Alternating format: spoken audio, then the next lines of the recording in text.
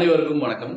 நான் உங்கள் ஜெயவேணுகோபால். நாம இன்னைக்கு பார்க்கக்கூடிய தலைப்பு, ஒரு ஜாதகத்துல வெற்றியை கொடுக்கக்கூடிய ஃபேக்டர்ல முக்கியமான ஃபேக்டர் எது அப்படிங்கிறத பார்க்க போறோம். அது எப்படி ஜாதகத்துல வெற்றியை கொடுக்கணும் அப்படின்னா, அடிப்படையில முதல்ல நம்ம கவனிக்க வேண்டிய விஷயம் என்னன்னா, லக்னம் வாங்கிய அந்த சாரநாதன் யாருன்னு பார்க்கணும். ஏன்னா லக்னம் வந்து ஒரு டிகிரியில நிக்கும். அந்த டிகிரிக்குண்டான நட்சத்திர அதிபதி யாருன்னு பார்க்கணும். ஏன் பார்க்கணும் அப்படின்னா, லக்னம்ங்கிறது ஜாதகருடைய சிந்தனை, செயல்பாடுகள், அவருடைய தனித்தன்மையை குறிக்கக்கூடியது அந்த லக்னம் தான். அந்த லக்னம் வந்து என்ன சாரத்தை நிக்குதோ, அந்த சாரத்துடைய தன்மைகள் தான் ஜாதகத்தை அதிகமா இருக்கும். இப்போ செவ்வாய் சாரத்துல உதாரணத்துக்கு லக்னம் நிக்குதுன்னா, அந்த ஜாதகர் எல்லாத்துலயும் வேகமா இருப்பார். மூர்க்கமா இருப்பார், முரட்டுத்தனமா இருப்பார், டக்கு டக்கு டக்குன்னு செய்வார், துரிதமா ஆக்டிவா இருப்பார். காரணம் என்ன? செவ்வாயுடைய தன்மைகளுடைய வீரியம் அது. இது சந்திரனுடைய தன்மையில ஒரு லக்னம் நிக்குது அப்படின்னா, சந்திரன்கிறது அமைதியானவர், தெளிவானவர், நிதானமானவர், அன்பானவர், அவசரப்படுவார். ஒரு செயல் சீக்கிரம் நடக்குன்னு அவசரப்படுவார். சூரியன் சாரத்துல லக்னம் அந்த ஜாதகர் எப்படி இருப்பார் அப்படின்னா, எதையுமே தீர ஆலோசனை செய்வார். ஒரு நிர்வாக திறன் இருக்கும், ஒரு கட்டுக்கோப்பை இருக்கும், ஒரு ஆளுமை திறன் இருக்கும், கர்வம் இருக்கும், ஈகோம் இருக்கும். நம்ம தான் முக்கியம், நம்ம தான் முதன்மை அப்படிங்கிற ஒரு கருத்து இருக்கும். எப்போ சூரியன் சாரத்துல இருந்தா.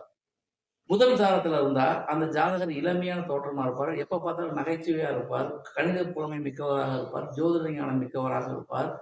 கதை, கவிதை, கட்டுரை, பாடல்களில் திறன் பெற்றவராக இருப்பார். விகட கவியாக இருப்பார்னு நம்ம சொல்லலாம்.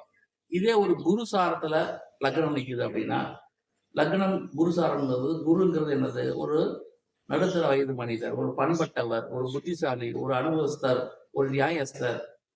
ஒரு விஷயத்தை எப்படி செய்ய வேணுமோ அப்படி செய்யக்கூடிய ஒரு மதிப்புமிக்க பெரிய மனிதர்.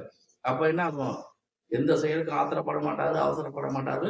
நிறுத்தி நிதானமா பக்குவமா ஒரு விஷயத்தை ஹேண்டில் பண்றது, ஆன்மீகத்துல மிகப்பெரிய லெவலுக்கு இருக்கிறது, மற்றவங்களுக்கு வழிகாட்டுறது, ஆலோசனை கூடுறது, இதெல்லாம் வந்து அந்த ஜாதகத்துக்கு இருக்கு.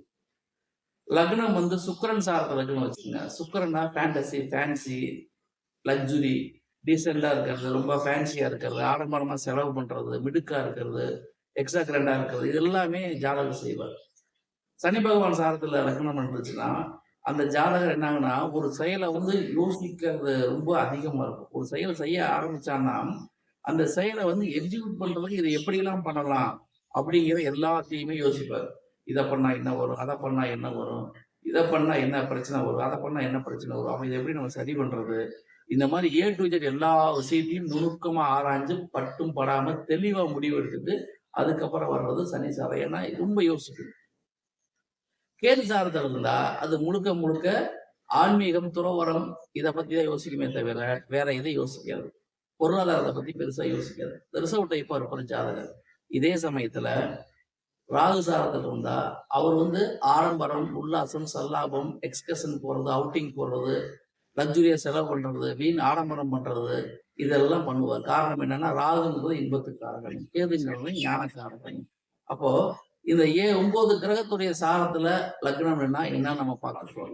ஒரு ஜாதகத்துல லக்னமும் இதே சாரத்துல இருக்குது, லக்னாதிபதியும் இதே சாரத்துல இருக்காரு. இப்போ லக்னம் சூரியன் இருந்தா லக்னாதிபதி சூரியன் இருக்கிறது, லக்னம் சந்திரன் இருந்தா லக்னாதிபதி சந்திரன் இருக்கு. இப்படி இருந்தா அந்த கிரகத்துடைய ஆளுமை திறன் ஜாதகருக்கு முழுக்க முழுக்க இருக்கும்.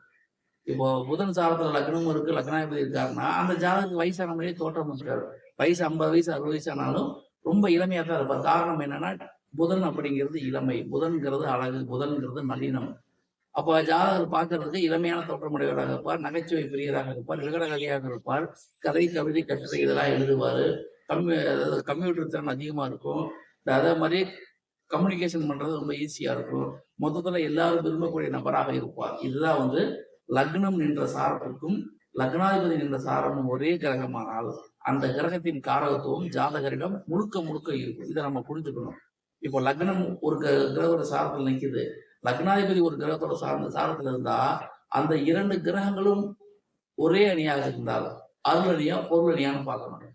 ஒரே அணியாக இருந்தால் அந்த கிரகத்தின் காரகத்துவங்கள் ஜாதகத்துக்கு கிடைப்பதில் பிரச்சனை இருக்காது. மாறாக அருள் அணியில் இருக்கக்கூடிய ஒரு கிரகமும் பொருள் அணியில் இருக்கக்கூடிய ஒரு கிரகமும் லக்னன்ற சாரநாதனாகவோ லக்னாதிபதி என்ற சாரநாதனாகவோ வந்தால் ஜாதகருக்கு அந்த விஷயத்தை செயல்படுத்துறது அப்படிங்கிறது மிக மிக கேள்விக்குறியாக இருக்கும். இதுதான் நம்ம புரிஞ்சுக்கணும். அப்ப ஜாதகத்தோட வெற்றிக்கு வழிவகுப்பது லக்னம் என்ற சாரமும் லக்னாதிபதி என்ற சாரமும் ஒரே கிரகமாக வந்தால் அல்லது ஒரே அணியாக வந்தால் அந்த காரத்துவம் ஜாதகருக்கு மிகப்பெரிய வெற்றியை கொடுக்கும். மாறுபட்ட அணியாக இருந்தால் அந்த விஷயத்தை வெற்றி அடைவதற்குள் போதும் போதும் என்றாகிவிடும். இவை முழுக்க முழுக்க பொதுவான தகவல் தான். தனிப்பட்ட ஜாதகத்தை பொறுத்து அதில் உள்ள கிரக அமைவுகளை பொறுத்து பலன்கள் வேறுபடும் என்ற அடிப்படை உண்மைகளை நாம் மறந்துவிடக் கூடாது. பொதுவான தகவல் என்பது வேறு, தனிப்பட்ட ஜாதக பலன் என்பது வேறு. நன்றி நேயர்களை, மீண்டும் சந்திப்போம். நன்றி, வணக்கம்.